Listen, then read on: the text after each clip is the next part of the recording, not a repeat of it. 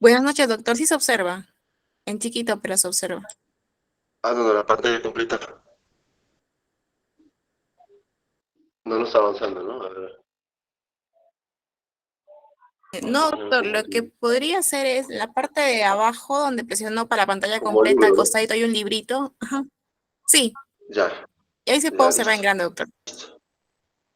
Ujú.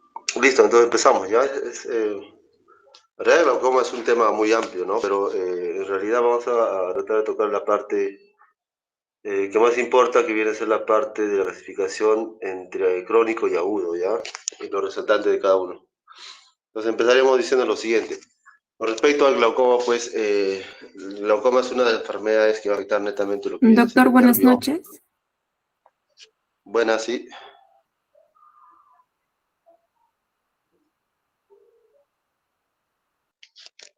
Chantel, buenas noches. ¿Se escucha?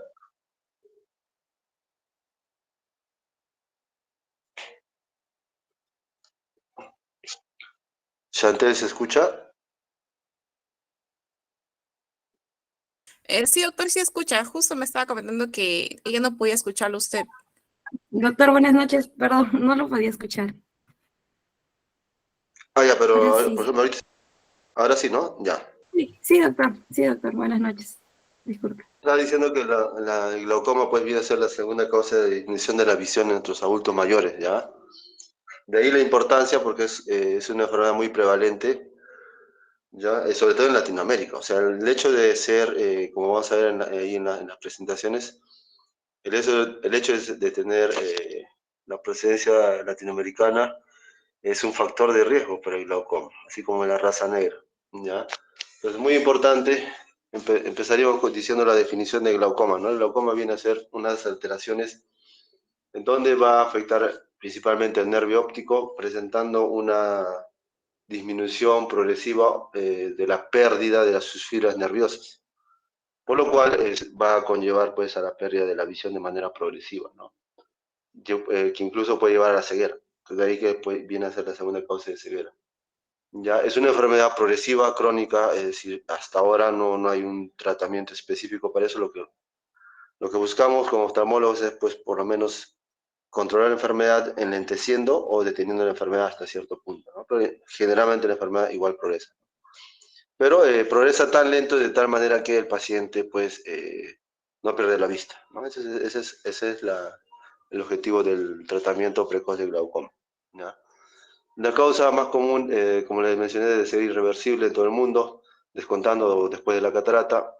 Tenemos dos tipos de glaucoma de ángulo abierto y el de ángulo cerrado. Del abierto, pues, el primario es la forma más común y en el caso del glaucoma de ángulo cerrado representa el 10 a 15%, no es el menos frecuente. Eso sí es que estamos en este ámbito en contexto de las Américas y Europa, porque si nosotros vamos a Asia, en Asia pues se invierte esto, ese porcentaje, donde el glaucoma más frecuente es el de ángulo cerrado, ¿no? La prevalencia mundial de glaucoma, pues, generalmente es alrededor de 3,5%, sobre todo en pacientes mayores de 40 años, ¿no? ¿Se puede presentar antes? Sí, pero es un tanto raro, ¿no? Ahora, si se presenta en la etapa infantil, ya tiene otro nombre, se llama juvenil, ¿no? Pero ahora vamos a hablar del glaucoma primario, ¿ya? Factores de riesgo para el glaucoma. Tenemos la edad avanzada, mayor a 40 años, a mayor edad, mayor riesgo de glaucoma. La presión elevada es un factor de riesgo, ¿no? También lo vamos a utilizar como parámetro para el control del glaucoma.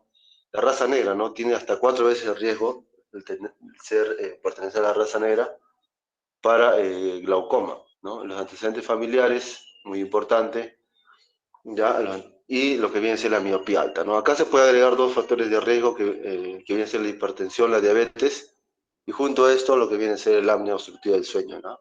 Ahí no está puesto, pero también son factores de riesgo para glaucoma, ¿ya? Sobre todo todos estos que hemos mencionado para el ángulo abierto. Para el ángulo cerrado, pues igual la edad avanzada, no vamos al otro extremo, en ojos cortos, hipermetrópicos, ahí va a haber menos espacio, por eso el ángulo va a ser cerrado o estrecho, ya es un factor de riesgo, y el origen étnico o asiático, como hemos mencionado, ¿no? Eh, Lógicamente van a compartir algunos factores de riesgo, la hipertensión, la diabetes, eso sí lo comparten ambos.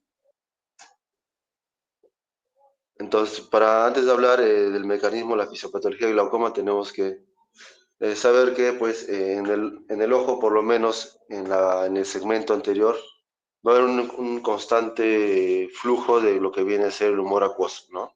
Este se va a producir a partir de los procesos ciliares que tenemos aquí, donde estoy señalando con la flechita, esto en el cuerpo ciliar, ¿no? Esos procesos ciliares van a producir humor acuoso, los cuales van a discurrir a través de la cámara posterior, ¿no? Van a pasar por la pupila, pasan a cámara anterior y posteriormente se van a drenar a partir de lo que viene a ser el ángulo iridocorneal, principalmente por esta estructura que se llama malla trabecular, ¿no?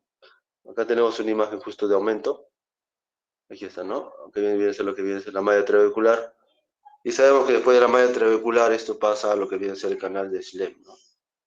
Entonces ese es el flujo normal en el caso del humor acuoso. El detalle está que muchas veces va a haber una falla a nivel del ángulo, ¿no?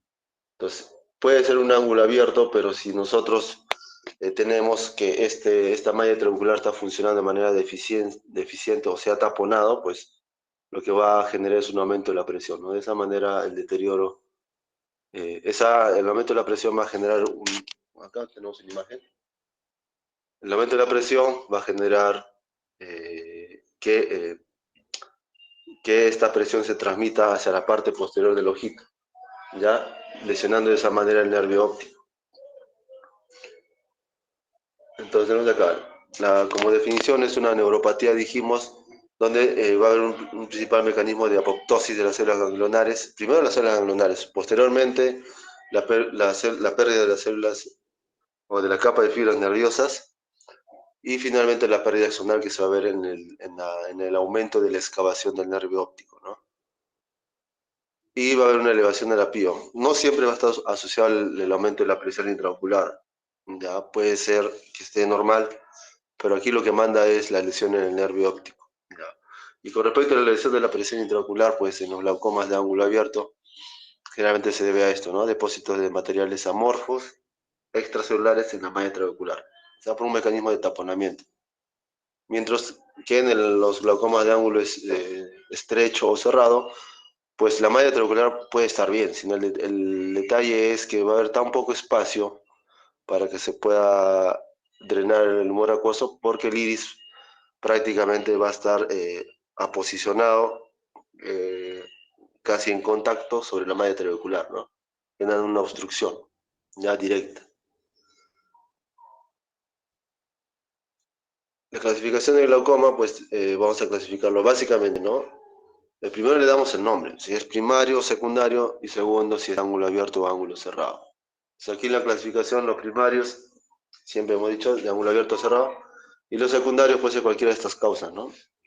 Pigmentario, pseudofoliativo. El pigmentario hablamos cuando hay cierta disposición del iris, ya de tal manera que va a estar en la parte periférica del iris, va a estar en contacto con el cristalino, en lo cual el movimiento de este iris, cada vez que hubiera una reacción con respecto a la pupila, va a generar el desprendimiento de pigmento. Poco a poco se desprende pigmento por el contacto con el cristalino, y este pigmento va a estar flotando en el humor acuoso, para posteriormente pasar a la malla trabecular y taponarlo, ¿no? Muy similar ocurre en el síndrome pseudofoliativo. Lo mismo, ¿no? Entra en contacto el iris con el cristalino y posteriormente va a taponar la malla trabecular, ¿no? El facogénico, pues, se refiere cuando el paciente tiene una catarata avanzada. Es tanta la catarata avanzada que genera un aumento del eje anteroposterior, lo cual va a restar espacio. Va a empujar al iris y va a restar espacio a la cámara anterior, ¿no? Facogénico. En traumatismos, principalmente por el proceso inflamatorio, igual que la uveitis, ¿no? Cualquier proceso inflamatorio, tanto la parte celular o la presencia de proteínas en exceso en el humor acuoso, van a taponar la malla trabecular. En postoperatorio igual, por el mismo mecanismo inflamatorio. El neovascular, ¿no? El neovascular de todos los glaucomas es el glaucoma de peor pronóstico, ¿ya? Porque tiene doble mecanismo inflamatorio y aparte va cerrando el ángulo, ¿ya? Debido a que habrá una neovascularización en el iris y en el ángulo. Entonces va a ser tapado directamente por una neovascularización, ya no va a haber pasada. Después de la neovascularización empieza a haber tracción, de tal manera que cierra el ángulo por completo. ¿No? Es de difícil manejo, generalmente todos estos pacientes llegan muy rápidamente a la cirugía y pues si se detecta tarde pues llega la ceguera, ¿no?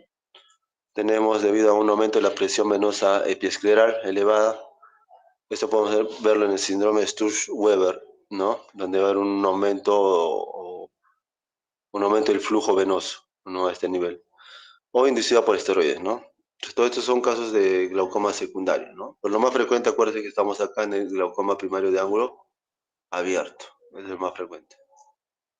Igual acá es una clasificación por el mecanismo, ¿no? Glaucoma de ángulo abierto, de ángulo cerrado. Cada uno se puede clasificar en primario, secundario. Igual como la lista que les mencioné en la anterior, pues esta es un poco más amplia, ¿no? Con otras malformaciones del desarrollo, como tenemos aquí en las flechitas, que pueden generar pues un glaucoma secundario, ¿no? La fisiopatología empieza aquí, ¿no? Empieza en la cámara anterior, le dijimos un aumento o en una retención en exceso del humor acuoso, lo que va a generar un aumento de la presión y esa presión va transmitida directamente hacia el vitro y hacia la parte más posterior, en este caso el nervio óptico, ¿ya? Entonces, el nervio óptico lo que va a generar es una presión justo en la excavación fisiológica que tiene el nervio óptico, pero eso va a impedir lo que viene a ser el flujo axoplásmico. Al ver una disminución del flujo axoplásmico, pues básicamente las células ganglionares con sus axones, que está conformada por las capas de fibras nerviosas, van a ir, bajo un mecanismo de apoptosis, van a ir perdiéndose poco a poco. Entonces aquí tenemos, por ejemplo, un nervio óptico normal, y aquí a la derecha tenemos un nervio óptico donde, fíjense, todo este grosor de capas de fibras nerviosas en ambos lados se han perdido una gran parte, ¿no? Esto es debido a este aumento de presión, ¿no? A ese nivel que va a generar que la excavación aumenta y se vaya perdiendo cada vez fibras nerviosas. Y esto puede llegar pues a ser cero, ¿no? O sea, que esta pequeña cantidad, se llega a perder esa pequeña cantidad y el paciente ya queda pues con amaurosis, ¿no? Ciego de ese ojito. Aquí, en el momento de evaluar, ya visto la fisiopatología, en el momento de evaluar al paciente, aquí tenemos, ¿no? El nervio óptico, los bordes, vemos aquí los bordes del nervio óptico, vemos una emergencia central de los vasos, de las cuatro arcadas. Ya nosotros tenemos que ver el color. Generalmente tiene un color medio anaranjado o rosado, como tenemos en las dos primeras imágenes de arriba. Y aquí se puede lograr con muy poca nitidez, pero se logra ver acá la excavación, ¿no? Que es pequeña, toda esta parte central, ¿ya? Y aquí es una micrografía, ¿no? Electrónica, eh, lo que hay por debajo del nervio óptico y la disposición de las fibras nerviosas, ¿no? Entonces, la lámina cribosa es una extensión de lo que viene a ser la esclera, ¿ya? A través de todos esos orificios que están aquí esquematizados van a pasar las fibras nerviosas. Entonces, al final de la excavación o del glaucoma avanzado, solo queda esa, ¿no? La lámina cribosa, ya sin fibras nerviosas.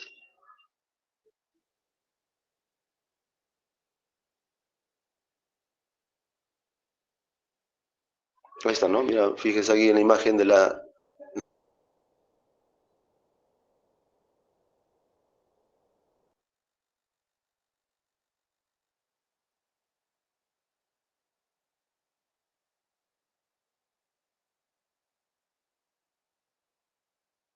¿no? Aquí igual, la que es más grande, ¿no? Nervio óptico, 50% se acepta normal, más de 50% estamos en una sospecha de glaucoma. Los dos mecanismos, una vez más, aquí donde el problema es la malla trabecular, una obstrucción, y aquí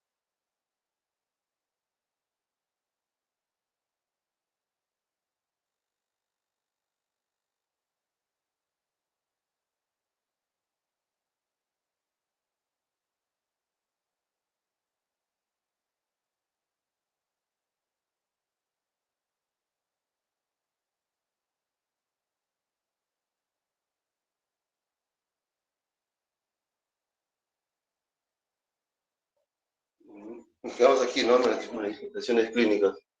En el caso del otro tipo de glaucoma, de ángulo cerrado, pues es un glaucoma muy distinto al otro, pues el otro extremo, ¿no? Es bastante sintomático, pues incluso lo manejamos como una urgencia médica, ¿ya? Porque es bastante doloroso, es un dolor intenso que el paciente pues no le va a permitir quedarse en su casa. O sea, sí o sí viene por urgencias al hospital, ¿ya? Aparte de eso, puede venir con el ojo rojo, visión borrosa, ¿no? Y básicamente cuando lo examinamos encontramos como tenemos ahí en la imagen, ¿no? El ojo hiperémico, un ángulo estrecho y edema.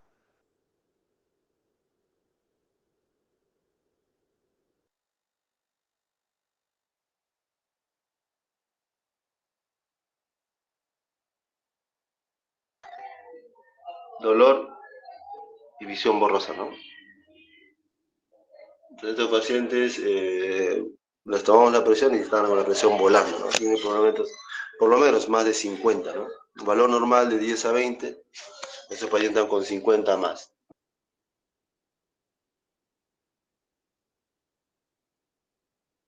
¿no?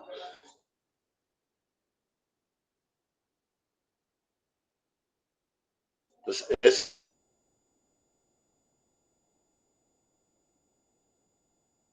sí o sí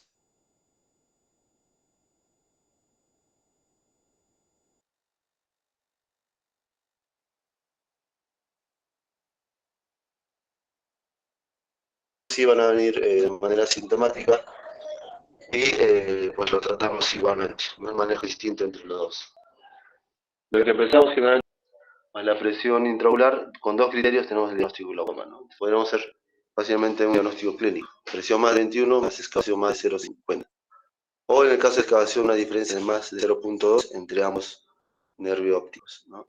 Si por haber uno de dos, pues solo sale alterado uno de estos primeros, nos podemos solicitar un examen de los dos siguientes, un OCT o una campimetría, ¿ya? En cualquiera de los dos, si sale positivo, ya tenemos el diagnóstico, ¿no? Para que el OCT sea positivo, tenemos que encontrar o una disminución de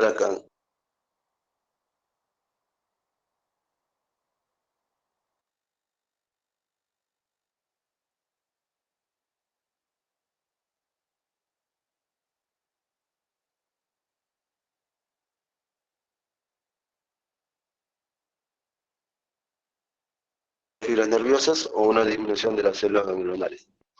Así no suena bien, pero hay falta completa de característicos, ¿no? Acordemos que empieza en la periferia, entonces puede tener un escleroma periférico, puede empezar en la parte nasal, eso llamamos escalón nasal, puede empezar en la parte superior o inferior, ahí llamamos escotomas arqueados, ya superior o inferior, o empezar como una extensión del nervio óptico, ¿no? O sea, en el nervio óptico, que generalmente, como vamos a ver en el esquema, se presenta una mancha ciega en la ubicación del nervio óptico.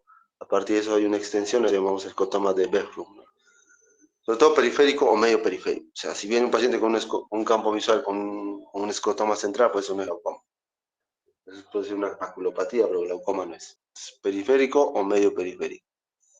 Con cualquiera de estos cuatro, dos criterios de estos cuatro, hacemos el diagnóstico de glaucoma. Y tenemos un examen que no hace el diagnóstico, pero sí nos ayuda a clasificar, que se llama la gonioscopía, ¿ya? Esta gonioscopía que no es otra cosa que la visualización de las estructuras del ángulo camerular, ¿no? De esa manera nos permite clasificar en ángulo abierto o cerrado.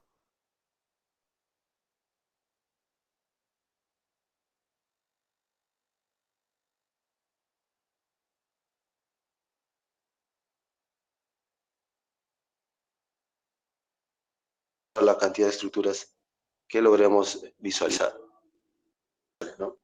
Está todo bien en verde, verde, verde, pero hay una parte que ingresa a la parte roja. Entonces ya hay una disminución de la fibra nerviosa. Entonces esto es positivo para glaucoma, ¿no? Y acá se ve en el esquema. Ya aquí hay una parte roja en el ojo izquierdo, estamos hablando.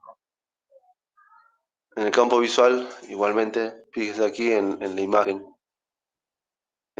C, esta es la más representativa, ¿no? Esta zona negra viene a ser lo que viene a ser la mancha ciega. Corresponde a una mancha, o bueno, mejor dicho, una mancha o escotoma fisiológico, ¿no? Que justamente es la ubicación del nervio óptico. El resto del campo visual debería estar así blanco, pero aquí tenemos un escotoma, ¿no? En la parte nasal. Nervio óptico al frente de la parte nasal. Ya esto llamamos escalón nasal. Ya, y fíjense la forma que tiene escalón y está en la parte nasal. Acuérdense que está en la parte periférica. Y acá tenemos igual, mancha ciega en la imagen D.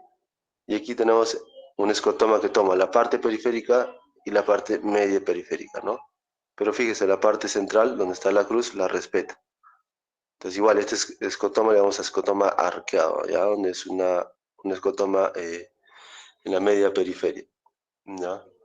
Entonces, eso patognomónico de glaucoma, ¿no? Aquí, por ejemplo, no tiene un problema de escotoma central. Acá con dudas podría tener glaucoma y catarata o alguna maculopatía, ¿no? Y acá también podría ser glaucoma, ¿no? Porque es periférico. O sea, siempre que encontramos un problema periférico, eso contribuye al diagnóstico de glaucoma. Pues teniendo el diagnóstico de glaucoma, nosotros lo que tenemos que es explicar al paciente pues que es una enfermedad que no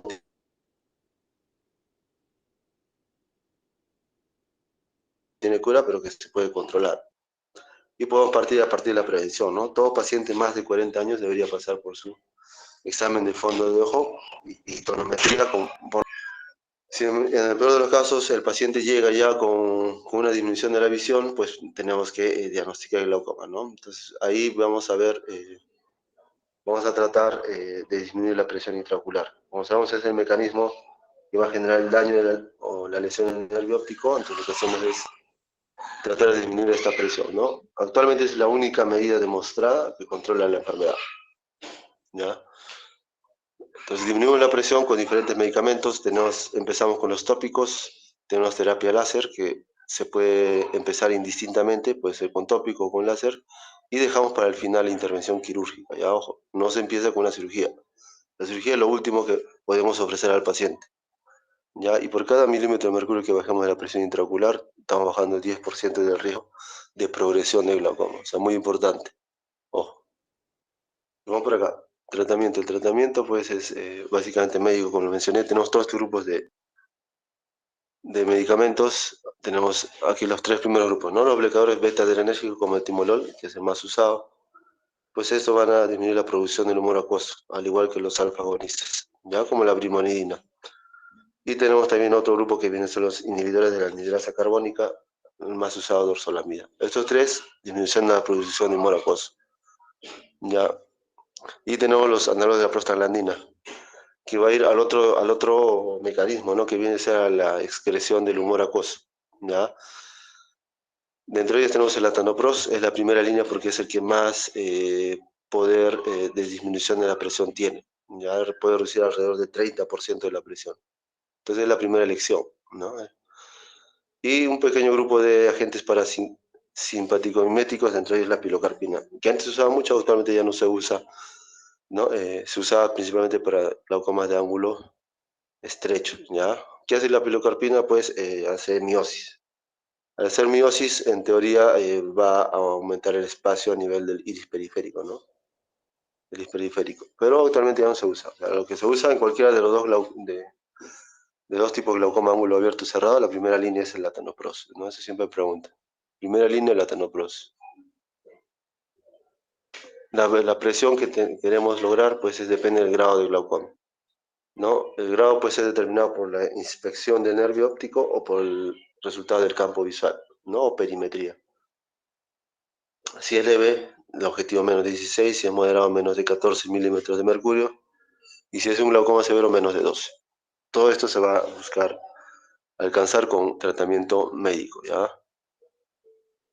En algunos pacientes, sobre todo pacientes jóvenes, se puede optar por el tratamiento de lo que está aquí en la segunda fila. En el glaucoma crónico, lo que viene a ser el láser, ¿ya? ¿Qué se hace con el láser? Si sabemos que la malla trabecular ha fallado por una obstrucción, lo que el láser hace es hacer unos pequeños orificios, ¿ya? Y generar inflamación a nivel de la malla trabecular, lo que se ha demostrado que hay una remodelación de la malla trabecular. O sea, ahí tenemos unas células especializadas que van a fagocitar. Entonces estas se van a activar y van a fagocitar todos los desechos que se van a encontrar aquí. De esa manera va a aumentar lo que viene a ser la excreción del humor acuoso. Eso en el glaucoma crónico, ¿no? O puede ser tratamiento tópico o láser. Pero el glaucoma agudo, como tuvimos en el caso anterior en la imagen, este paciente necesita resolverse de manera urgente el drenaje humor acuoso. Entonces, ¿qué hacemos estos pacientes? Lo que hacemos es un bypass. Hacemos un orificio con un láser a nivel del iris periférico, ya, con el fin de que pueda pasar el humor acuoso que ha sido atrapado detrás del iris directamente a la cámara anterior y drenar hacia la malla trabecular. Recuerden que la malla acá no es el problema, sino el espacio que hay entre el iris y la córnea, ¿no? Entonces, con esta iridotomía o perforación del iris, hay un influjo más rápido de la cámara posterior a la cámara anterior. ¿Quiénes son los otros tributarios y actualmente también se toma en cuenta para láser? Son los pacientes pues, que bajo un modo ya llevan tiempo tratándose con tratamiento tópico. Como dijimos, la primera elección es el latanoprost, pero al igual que el resto de gotitas tienen sus efectos secundarios. Por lo menos el latanoprost genera aquí lo que encontramos, ¿no? Vemos al paciente que está con el ojo hundido, ¿no? Tiene noftalmos. El noftalmos genera hipertricosis, pigmentación de la piel, pigmentación también del iris. Entonces tiene bastantes efectos secundarios de tal manera que en estos pacientes se puede optar por láser, ¿no? Láser como alternativa al latanoprost o cambiarlo a timolol, ¿no? Al timolol. Pero de todas maneras tratamiento o médico o láser, ¿ya? Si no funcionara cualquiera de esos dos tratamientos, tópico o láser, pues pasamos a la parte quirúrgica. De la cirugía tenemos dos grupos, uno que busca drenar el humor acuoso, acá dice trabeculectomía, como vemos acá en la imagen, se va a hacer una incisión en conjuntiva, en esclera, se va a tunelizar, se va a hacer como un canal hasta llegar a la malla trabecular. Y de la malla trabecular va a haber un acceso directo a la cámara anterior. Entonces va a ser como un canal de salida directo de la cámara anterior hacia el espacio subconjuntival. Eso llamamos trabeculectomía. Actualmente se hace con mitomicina C para que no falle esta cirugía. Esa es la cirugía gold estándar de drenaje. Una alternativa se llama EPNP, esclerotomía penetrante esclerotomía profunda no penetrante, que básicamente es lo mismo, nada más que no se va a hacer este orificio, sino que se va a dejar una delgada lámina para que pueda filtrar igualmente el humor acuoso. Si va a ver este trayecto, solamente que no perforamos acá, la dejamos con la malla trabecular, ¿no? O el implante de válvula, ¿no? Cuando estos dos anteriores fallan, pues no nos queda otra alternativa que el implante de válvula. El mismo mecanismo, ya no hacemos un túnel, sino perforamos el ojito para que pueda pasar un tubo, como tenemos acá en la imagen, ¿no? Aquí tenemos la válvula, el plato de la válvula, tenemos un tubo que se mete por debajo de la esclera y ingresa a la cámara anterior. Y acá directamente va a drenar el humor acuoso hacia el espacio subconjuntival. Pero esto controlado por una válvula, ¿no? Este es altamente efectivo, lo usamos ya pues en glaucomas refractarios a los dos tratamientos anteriores. Si el paciente no se lograra controlar la presión con estas tres alternativas, lo último que tenemos como reserva es un procedimiento ciclodestructivo. Lo que vamos a hacer es cauterizar, ¿no? Con calor la zona que produce humor acuoso, en este caso el cuerpo ciliar.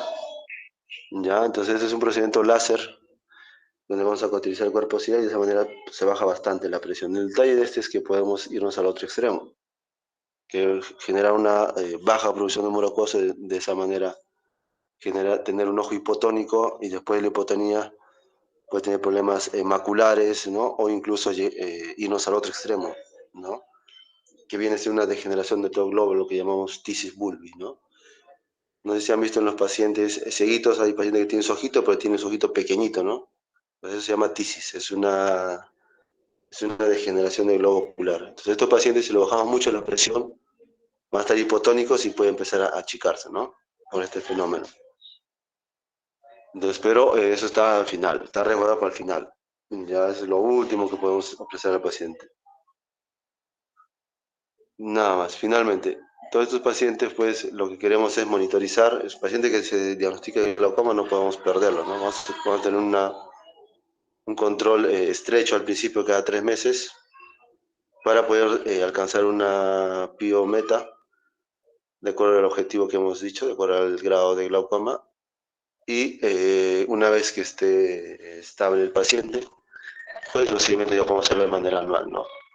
de acuerdo al factor de riesgo o de acuerdo en qué estadio lo encontramos, ¿no? Pero generalmente anual. Ya de esa manera el paciente pues preserva su visión, ¿no? Muy bien, listo. Hasta aquí sería la clase. ¿Alguna pregunta?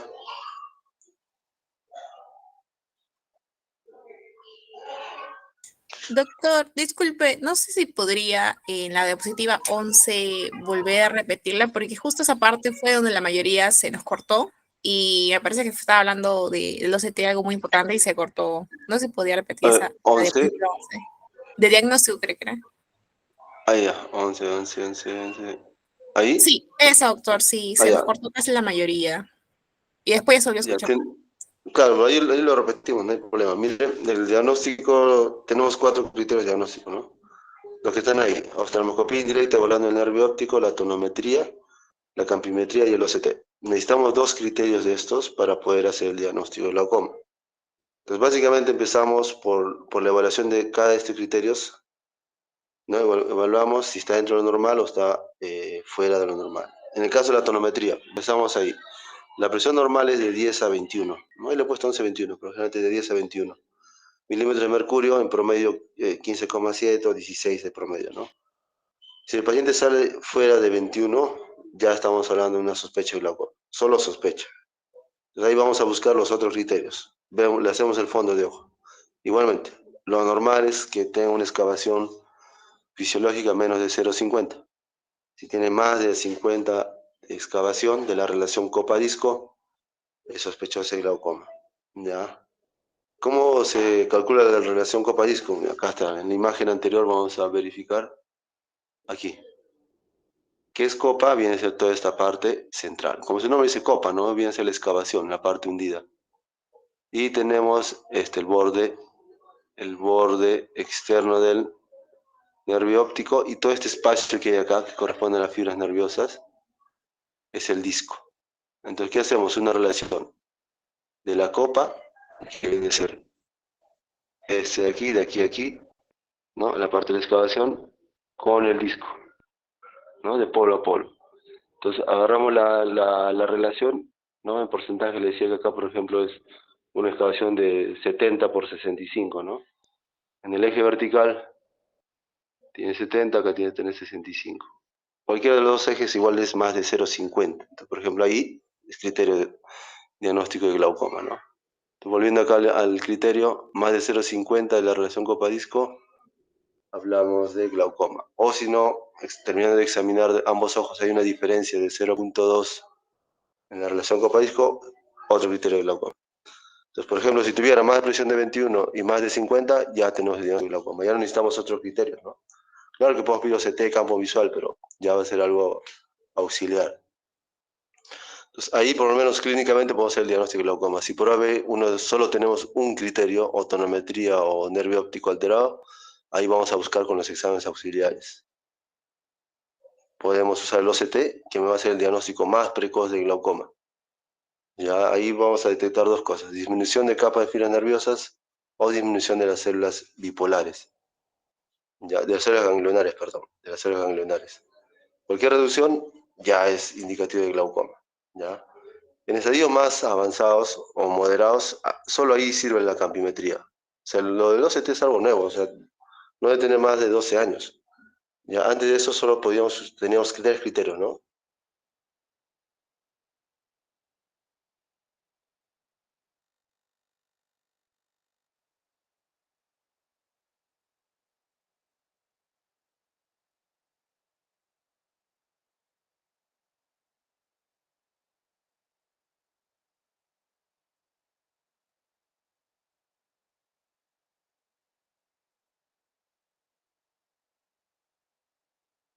Doctor, disculpe, se le volvió a cortar, doctor.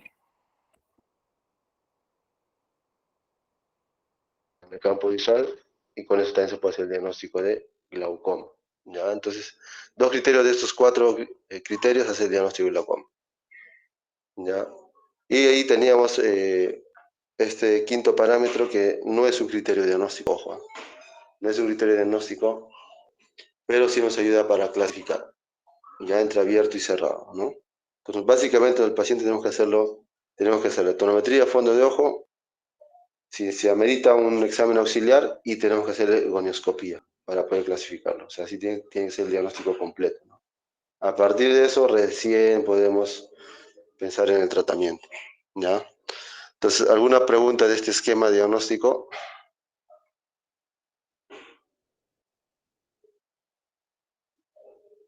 Doctor, me parece que, es que hubo una parte que se volvió a recordar casi al final, cuando mencionó de los 3 criterios y también cuando habló del ¿Ya? ¿En qué parte? OCT. El de OCT no se le llevó a escuchar, doctor. Y también Mm, tonometría. ya. Ya, el OCT es un examen automatizado, ¿ya? Donde usa una luz infrarroja para poder escanear lo que son las estructuras, ¿no? Puede ser en la retina o en el nervio óptico, ¿no? Entonces, en el caso del nervio óptico va a medir el grosor de la capa de fibras nerviosas. Ya hay una estandarización del tamaño o del grosor, mejor dicho. Entonces, si sale esto que menor al normal, al promedio, pues ya es un criterio, ¿no? Disminución de capas fibras nerviosas. Eso ya la misma máquina lo procesa y nos da el valor. O sea, no ni siquiera tenemos que nosotros ver un valor, sino ahí nos da una regla estandarizada en colores. Basta que esté en rojo, es indicativo de glaucoma, ¿no? Igual lo mismo ocurre con la disminución de las células ganglionares. Ya hay una cantidad estándar, ¿no? Que ya se ha estudiado. Si sale por debajo de la cantidad estándar, igual, criterio de glaucoma, ¿ya? De los dos, ya decía que el OCT hace el diagnóstico precoz a comparación de la campimetría, ¿no? La campimetría se usaba mucho más antes, se sigue usando, pero para otro fin. Ya no diagnósticos,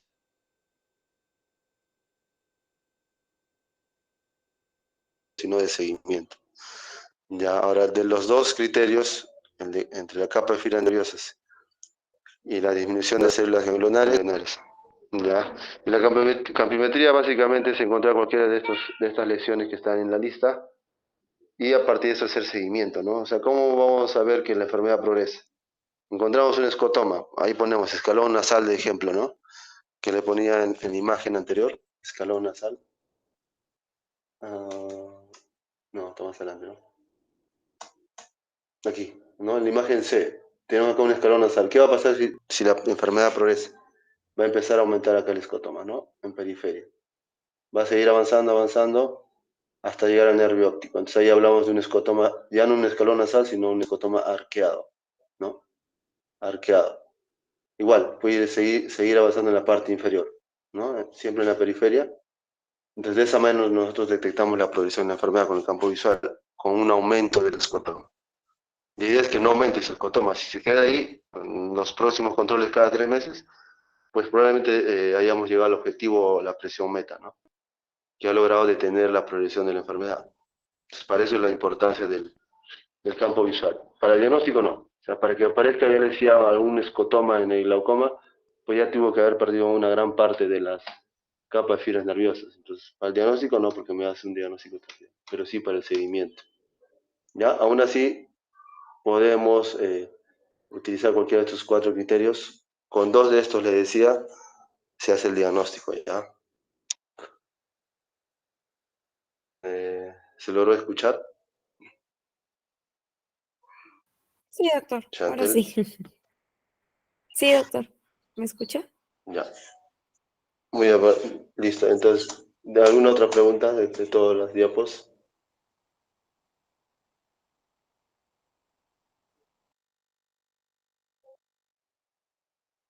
Igual esto vamos a verlo en las prácticas, ojo. O sea, esto se hace más práctico cuando rotan y ahí y se nota, ¿no? Ahí tomamos la presión, vemos el nervio óptico, vemos... se puede ver muchas veces si hay estrechez del ángulo y con eso van a ver también el tratamiento que damos, ¿no? O sea, tal cual como estamos en la diapositiva, ¿no? Ahí tenemos todas esas herramientas. Tenemos la tanoprost, timolol, todos esos tratamientos tópicos. No tenemos láser, ¿no? Pero acuérdense que es opcional. O sea, puede ser láser o gotas. Cualquiera de los dos. Si tenemos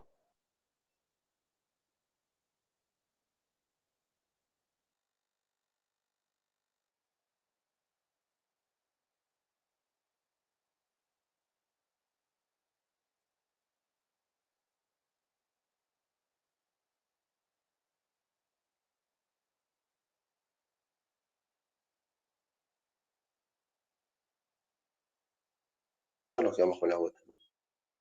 Y casos,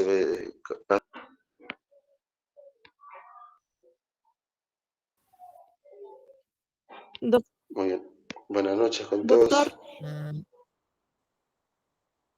doc- doctor, Dime, doctor, Chantal. solo le quería comentar que esta clase tocaba el 27 y hoy día tocaba la clase de trauma ocular. En todo caso, haríamos la clase de trauma ocular el día 27, doctor.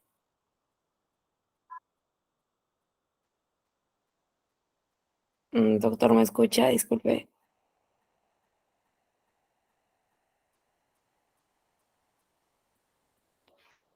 No necesariamente esperemos el 27, la otra semana si hay un espacio más. Doctor, disculpe, se le escucha entrecortado.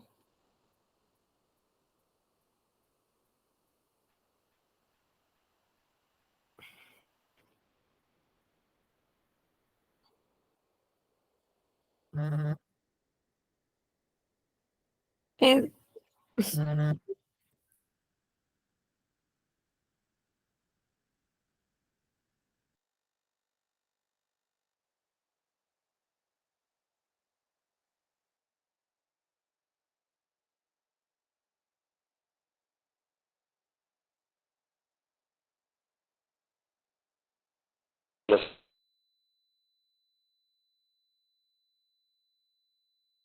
Obviamente.